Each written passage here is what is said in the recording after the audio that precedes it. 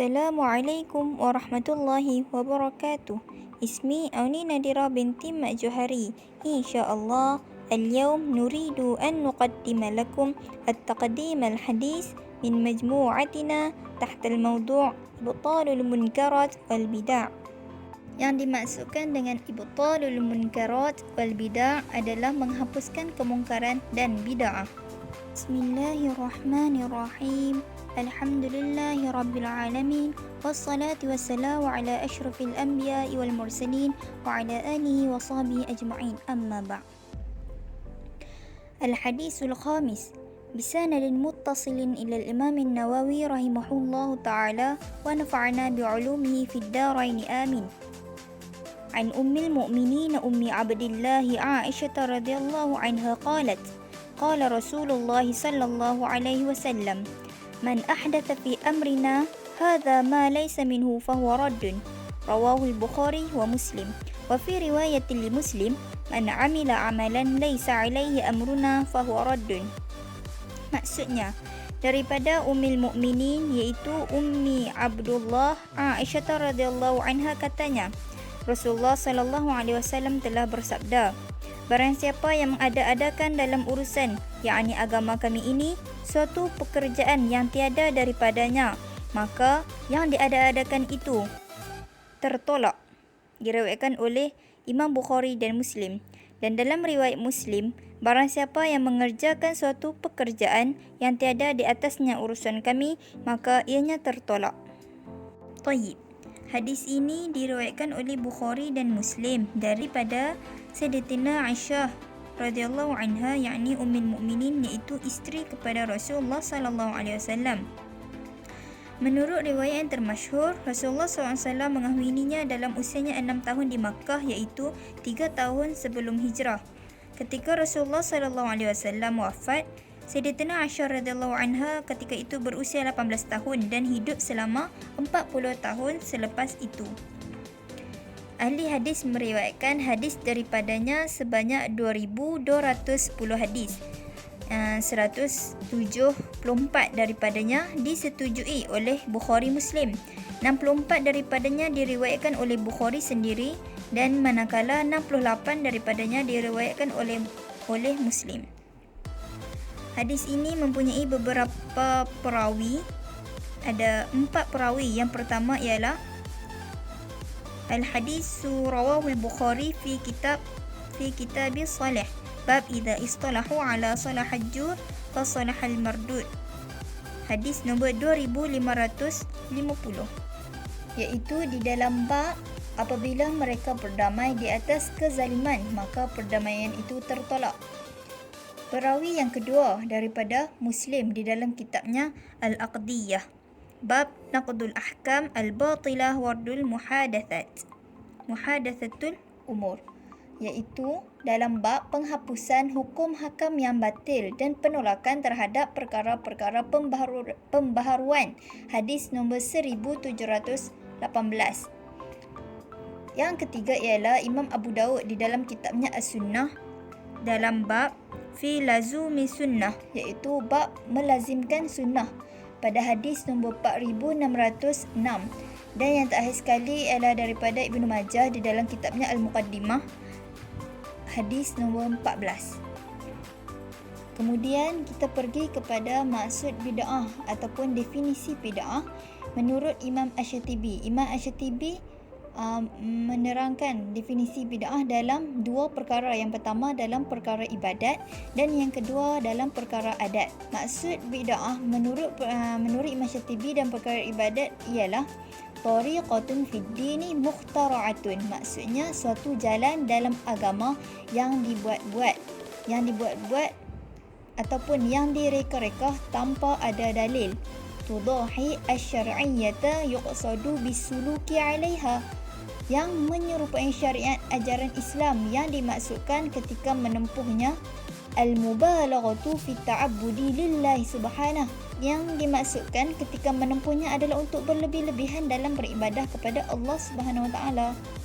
Kemudian maksud bid'ah dalam perkara adat iaitu tradisi pula adalah al-bid'atu at-tariqatun fid dini mukhtara'atun, satu jalan dalam agama yang dibuat-buat tanpa ada dalil, tudahi asy-syar'iyyata, dan menyerupai syariat, yakni ajaran Islam, yuqsadu bisuluki 'alaiha ma yuqsadu bittariqati syar'iyyati. Yang dimaksudkan ketika melakukan adat tersebut adalah sebagaimana niat ketika menjalani syariat. Kemudian ditambah dengan satu lagi, pengertian bid'ah menurut Imam Nawawi adalah bid'ah dibaca dengan baris bawah pada huruf ba. Dari segi istilah syarak bermaksud mencipta sesuatu amalan ibadah yang tidak wujud pada zaman Rasulullah sallallahu alaihi wasallam. Bid'ah pula terbahagi kepada bid'ah yang baik dan bid'ah yang keji. Seterusnya kita pergi kepada ahamiyatul hadis, iaitu kepentingan hadis. Hadzal hadis aslu azim min usulil Islam. Hadis ini adalah usul yang penting dari usul-usul agama Islam. Wa kama anna hadis innamal a'malu binniyat mizanun lil a'mali fi batiniha. Sebagaimana hadis innamal a'malu binniyat adalah timbangan ataupun mizan bagi amalan-amalan yang bersangkutan dengan hal ehwal batinnya. Wa kullu amalin la yuradu bihi wajhullah ta'ala falaysa li'amilihi fihi thawab. Maka setiap amalan yang dilakukan bukannya untuk memperolehi keredaan Allah Subhanahu Wa Taala, maka si pelakunya tidak memperolehi apa-apa ganjaran pun. فكذلك الحديث النبي صلى الله عليه وسلم هذا ميزان للأعمال في ظاهرها. Begitu juga hadis Nabi sallallahu alaihi wasallam ini, ianya merupakan mizan bagi amalan-amalan pada zahirnya. وكل عمل لا يكون عليه أمر الله ورسوله فهو مردود على عامله. Maka setiap amalan yang bukannya bersumber dari perintah Allah Subhanahu Taala dan Rasulnya sallallahu alaihi wasallam, maka ia dipulangkan, yakni tertolak kembali kepada orang yang mengamalkannya. Wa kullu man ahdatha fid din ma lam ya'zan bihi Allah wa rasulih falaysa min ad-din fi syai'. Dan setiap orang yang mengadakan pembaharuan dalam agama dengan barang apa ataupun dengan sesuatu yang tidak diizinkan oleh Allah Subhanahu Taala dan Rasulnya, maka ia tidak mempunyai kedudukan apa-apa pun di dalam agama. Kemudian telah berkata Imam Nawawi rahimahullah ta'ala berkenaan dengan hadis ini, Hadzal hadith yanbaghi hifzahu wa ishhaduhu fi ibtalil munkarat. Hadis ini tidak dapat tidak, mesti dihafali dan dijadikan saksi dalam memusnahkan kemungkaran. Ibn Hajar Al-Haytami juga berkata, ianya adalah satu kaedah dari kaedah agama Islam dan ianya mengandungi manfaat yang paling umum dari apa yang difahami dari lafaznya. Justru ia merupakan suatu mukadimah yang menyeluruh. Berkata Imam Ibnu Hajar Al-Haytami juga, huwa qa'idatun min qawa'idil Islam wa a'immiha naf'an min jahti mantuqah li'annahu muqaddimatun kulliyatan fi kulli dalilin yustantaju minhu hukmus syar'i. Maksudnya, ia adalah satu kaedah dari kaedah-kaedah agama Islam dan ianya mengandungi manfaat yang paling umum dari apa yang difahami dari lafaznya.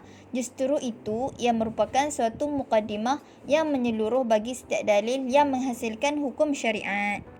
Tambahan lagi, Ibnu Rajab Al-Hambali berkata, hadis ini merupakan usul yang agung daripada usul Islam dan ia adalah seperti neraca bagi amalan pada zahirnya. Imam At-Tufi juga berkata, hadis ini sesuai dinamakan separuh daripada pelbagai dalil syarak. Ini kerana dalil syarak tersusun daripada dua muqaddimah dan satu maksud yang dikehendaki daripada dalil itu sama ada mengisbatkan sesuatu hukum atau menafikannya. Okay, ringkaskan daripada sini kepentingan hadis ni. Yang pertama ialah hadis ni merupakan satu dasar-dasar dalam Islam. Seperti mana hadis innamal a'malu binniyat adalah dasar kepada amalan yang batin. Contohnya macam setiap perkara tu mestilah dimulai dengan niat kerana Allah Ta'ala. Jika kita buat satu perkara itu bukan kerana Allah SWT, maka amalan itu tidak diterima. Begitu juga dengan hadis ini. Hadis ini merupakan dasar kepada amalan yang zahir. Begitu juga dengan hadis ini. Contoh, jika kita melakukan satu amalan yang bukan bersumberkan daripada Al-Quran ataupun hadis, maka ianya tertolak.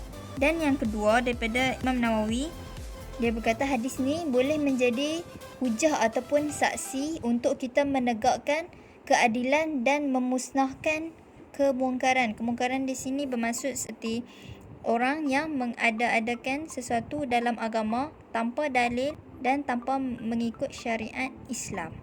Dan dari Ibnu Hajar Al-Haytami, dia kata hadis ini merupakan mukadimah umum bagi setiap dalil yang digunakan untuk menerbitkan hukum syarak. Sebab itulah hadis ni penting. Lughatul hadisi yang pertama. Man ahdasa, maksudnya sesiapa yang mengada-ngadakan sesuatu perkara, iaitu asya'a wa ikhtara'a min qabli nafsihi wa hawahu. Mengadakan dan menciptakan itu adalah datangnya daripada diri dan hawa nafsunya sendiri. Fi amrina, mengenai urusan kami, iaitu fi dinana wa syar'ina alladhi irtadahu Allahu lana. Perkara yang bersangkutan dengan agama dan syariat yang telah Allah Subhanahu wa taala redai bagi kami. Ma laisa minhu, yang bukan daripadanya. Mimma yunafihi wa yunakiduhu aw la yushhidu lahu syai' min qawaidihi wa adalatihi al-amah. Perkara-perkara yang membatalkan syariat dan berlawanan dengannya atau tidak berlandaskan kepada kaedah-kaedah syarak dan dalil-dalilnya yang umum. Fahuwa raddun, maka ia adalah ditolak. Maksud ditolak, mardudun ala fa'ilihi li batlanihi wa adami al-itidadu bihi. Ditolak dan menjadikan hujah yang menentang pembuatnya kerana ia adalah batil dan ditolak. Fikul hadisi wa ma yurshidu ilaihi. Al-Islam ittaba'a la ibtida'. Islam ialah mengikut bukannya rekaan. Wa Rasulul Karim salawatullah alaihi wasallamahu alaihi hifzul Islam min wuluwan al-mutarrifina wa tahrifu al-mubatilina bihazal hadis allazi ya'tabara min jawami'il kalam. Rasulullah SAW telah memelihara Islam daripada ketelanjuran para pelampau dan penyelewangan ahli batil. Melalui hadis ini, yang dikategorikan sebagai satu ungkapan yang ringkas tetapi mengandungi makna yang padat. Wahuwa mustamidun min ayati kasiratin fi kitab Allah Azza wa Jalla. Hadis ini bersumberkan banyak ayat-ayat Al-Quran. Nasata ala anna al-falah wa najati fi ittaba'a hadiya Rasulullah SAW duna tuzidu aw tantati'. Yang telah menjadi nas bahawa kemenangan dan kejayaan itu adalah dengan mengikut petunjuk Rasulullah SAW tanpa menambah dan mengubahnya. Kaqauluhu ta'ala, ba'da a'udzubillahi minasyaitonir rajim, bismillahirrahmanirrahim. Qul in kuntum tuhibbunallaha fattabi'uni yuhibbukumullah. Suratul Ali Imran ayat 31. Membawa maksud, katakanlah wahai Muhammad, jika benar kamu mengasihi Allah, maka ikutilah aku, nescaya Allah akan mengasihi kamu. Selain itu, dalam surah Al-An'am ayat 153, wa qauluhu wa anna hadza siratin mustaqiman fattabi'u wa la tattabi'u subula fatafarraqa bikum an sabilihi dzalikum wasaqum bihi la'allakum tattaqun. Bermaksud dan bahawa sesungguhnya inilah jalanku, agama Islam yang lurus, maka hendaklah kamu menurutnya, dan janganlah kamu menurut jalan-jalan yang lain dari Islam, kerana jalan-jalan yang lain itu mencerai-beraikan kamu dari jalan Allah. Warawi Muslim fi sahihi anna Rasulullah SAW kana yaqulu fi khutbatihi.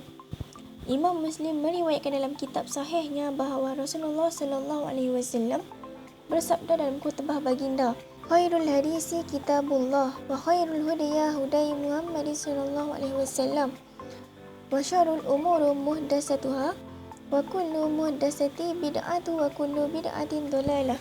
Sebaik-baik bicara ialah kitab Allah dan sebaik-baik petunjuk ialah petunjuk Muhammad sallallahu alaihi wasallam. Seburuk-buruk perkara ialah yang diada-adakan dan setiap yang diada-adakan itu bid'ah dan setiap bid'ah itu adalah sesat.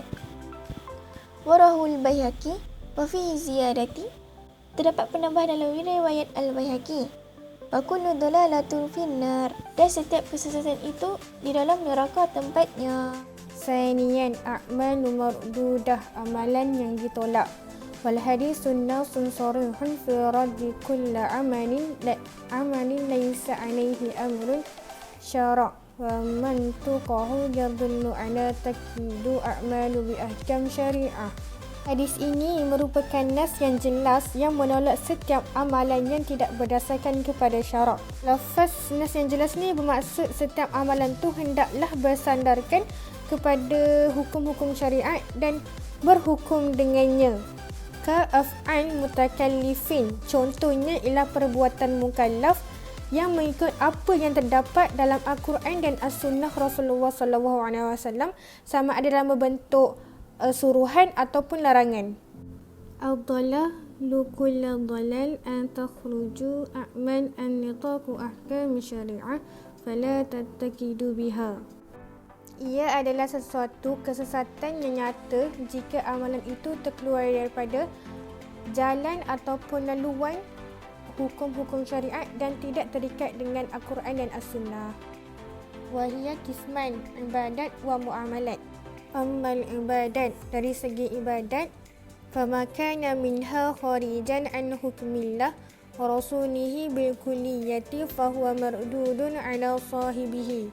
Maksud dia kat sini ialah sesuatu ibadat yang terkeluar daripada laluan hukum Allah dan Rasulnya secara keseluruhan, maka amalan itu adalah ditolak.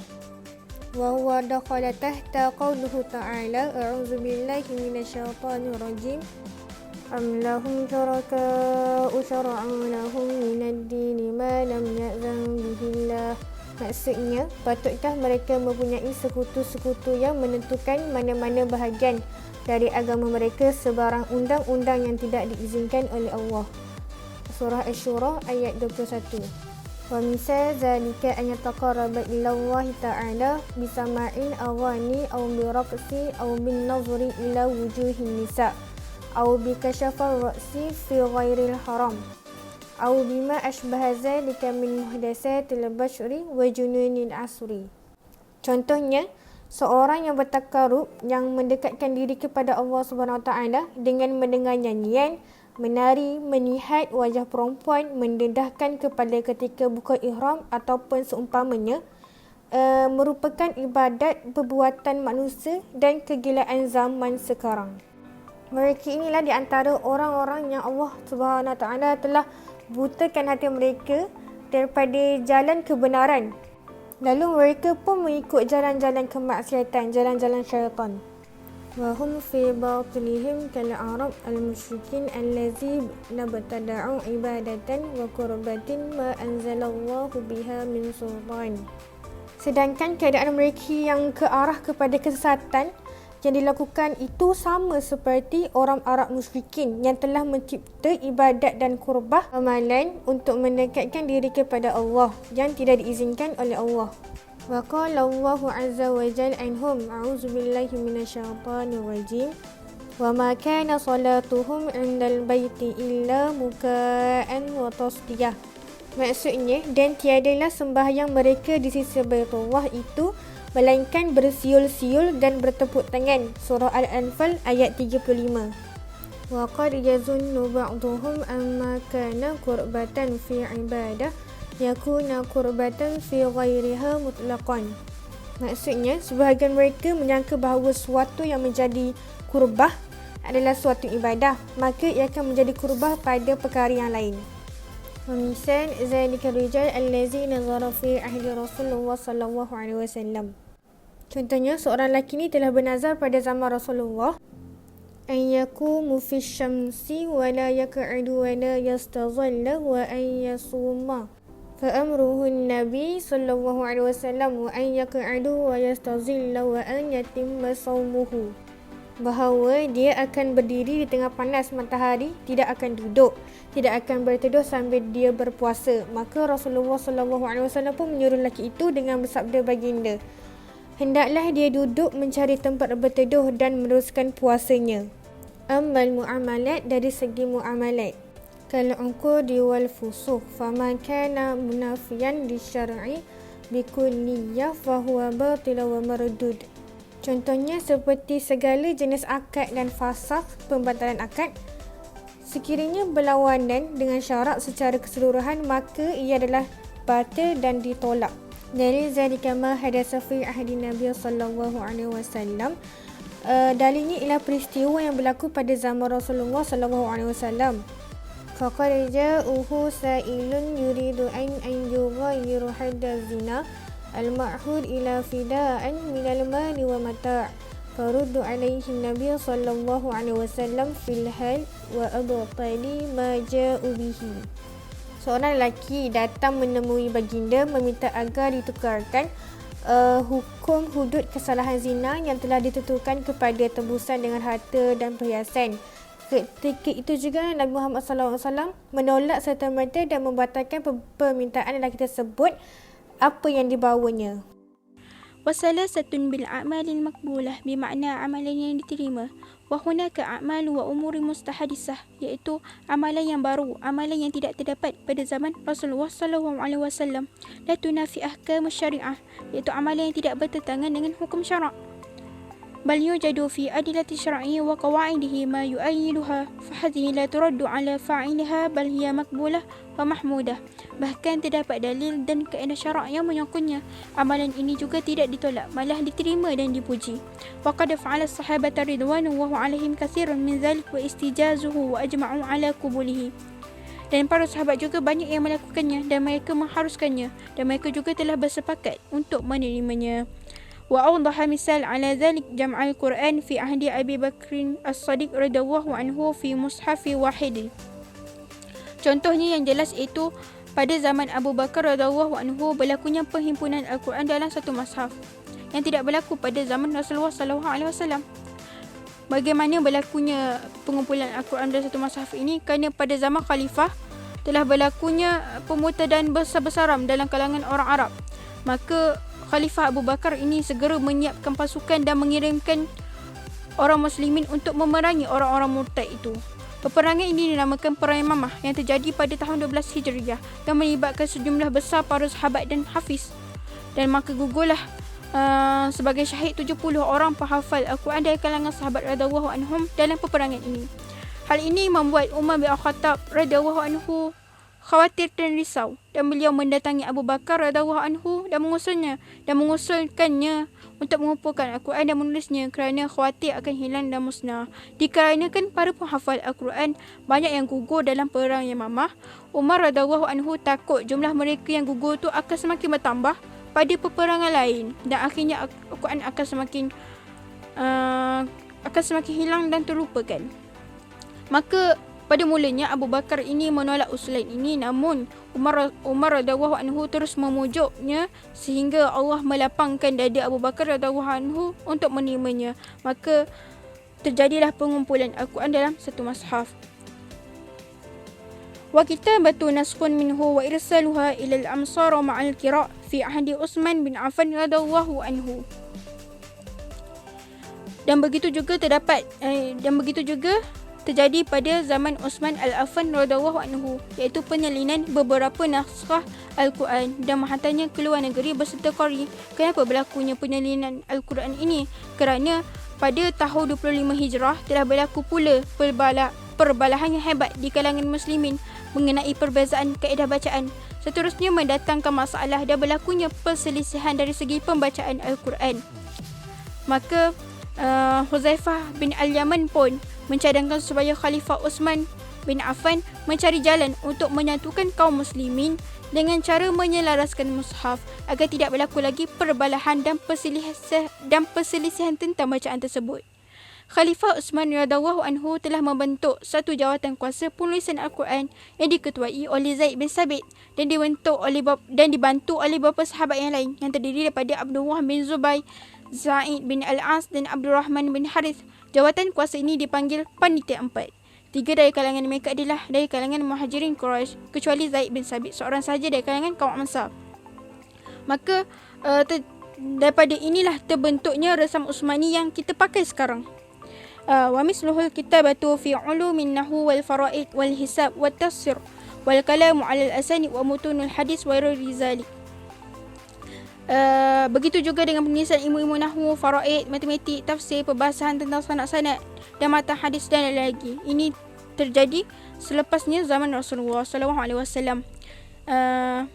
من العلوم النظرية التي تخدم مصادر التشريع الأساسية أو العلوم التجريبية النافعة التي تخدم الناس في معيشتهم yang terdiri daripada ilmu dalam bentuk teori yang digunakan sebagai sumber asasi kepada penggubalan undang-undang ataupun ilmu dalam bentuk kajian dan pengalaman yang bermanfaat untuk kegunaan manusia dalam kehidupan mereka sehari-harian.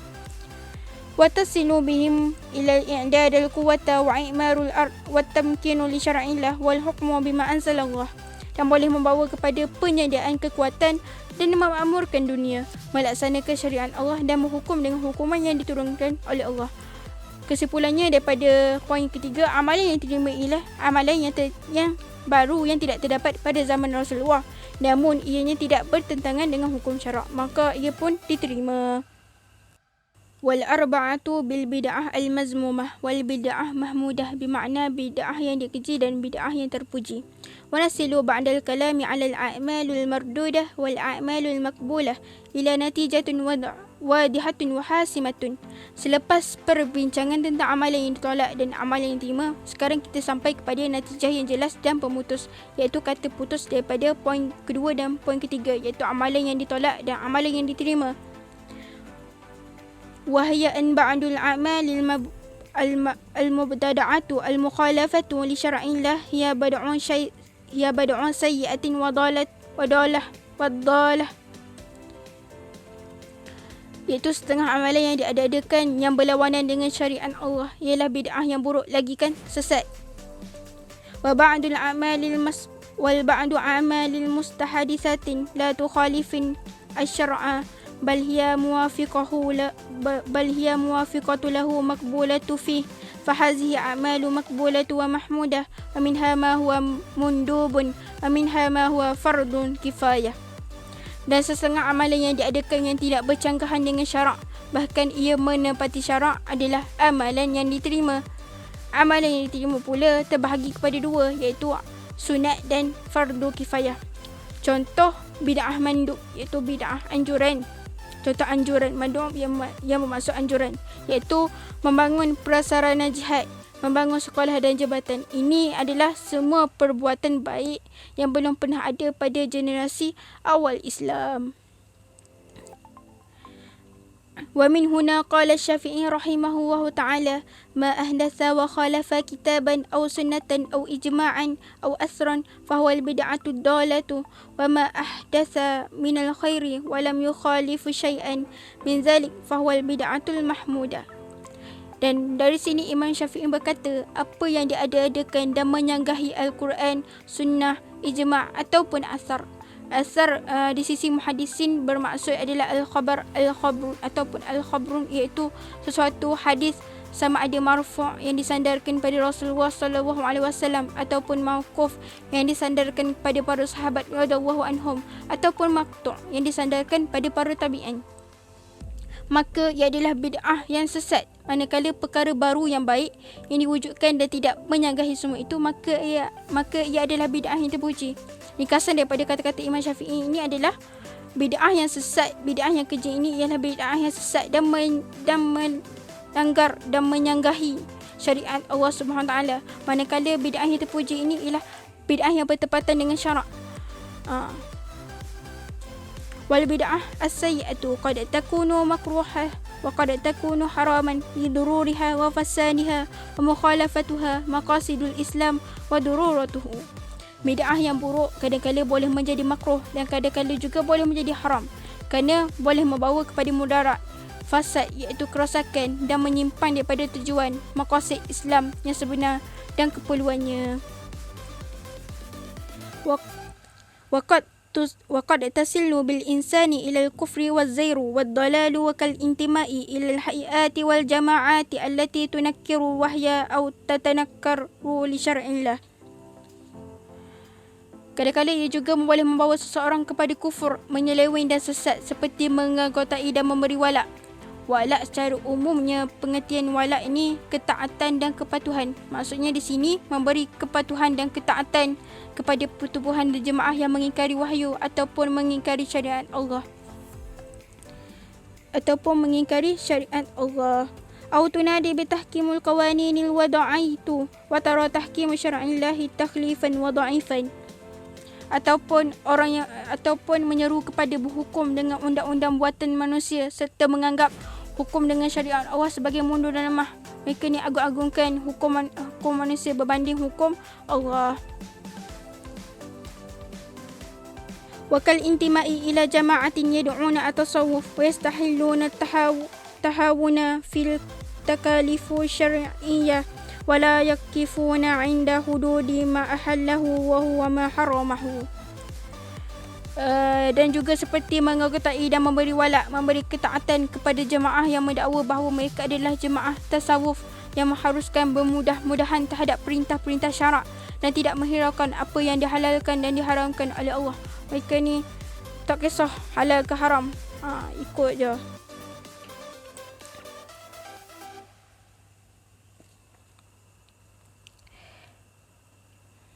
Aw yaquluna bi wahdatil wujud wal hulul, ataupun orang yang mengangkat slogan wahdatul wujud wal hulul. Wariruha minal ahwali wal aqwali dalati al kafirah, dan sebagainya daripada keadaan dan kata-kata yang sesat lagikan kufur. Wa minal bad'i sayyiati 'inda ammah an-nasi ta'zimu ba'dil asya'i wa tabarruk biha wa i'tiqadin naf'i fiha. Antara bid'ah yang buruk yang berlaku di kalangan manusia umum ialah mengagungkan benda-benda tertentu dan mengambil berkat serta beriktikad bahawa ia boleh memberi manfaat. Kata'zimu nahwa ainin wa syajaratin wa darihin, seperti mengagungkan perigi, pokok dan kubur. Wa qad sahha anil sahabata radhiyallahu ta'ala anhum marru bi syajarati sadra qabla Hunain. Kana al-musyrikuna yu'azzimunaha wa yanutuna biha aslahatuhum. Satu riwayat yang sahih ni berlaku pada zaman Rasulullah. Satu ni riwayat yang sahih menceritakan bahawa para sahabat telah melintasi sebatang pokok bidara sebelum sampai ke Hunain, di mana orang-orang musyrikin telah mengagungkannya dan menyandarkan senjata mereka pada pokok tersebut. Faqalu ya Rasulullah ij'alana zata anwatin kama lahum zata anwatin. Maka para sahabat pun berkata, jadikanlah bagi kami tempat sandaran senjata sebagaimana yang mereka miliki. Faqala lahum Rasulullah sallallahu alaihi wasallam, lalu Rasulullah sallallahu alaihi wasallam pun bersabda, Allahu akbar, hadza kama qala qaum Musa ij'alana ilaha kama lahum alihah, thumma qala innakum qaumun tajhaluna latarkabanna sunana man kana qablakum. Yang maksud Allahu Akbar ini adalah sebagaimana yang dikatakan oleh kaum Musa, jadikanlah bagi kami Tuhan sebagaimana mereka mempunyai Tuhan-Tuhan. Kemudian baginda bersabda, sesungguhnya kamu adalah kaum yang jahil, kamu pasti akan mengikuti jalan kaum yang sebelum daripada kamu. Ini maksud Rasulullah mencegah secegah-cegahnya untuk mengagungkan perkara lain selain daripada Allah Subhanahu Wa Taala. Faidatu riwayatul muslimun man amila amala laisa alaihi amruna fahuwa raddun.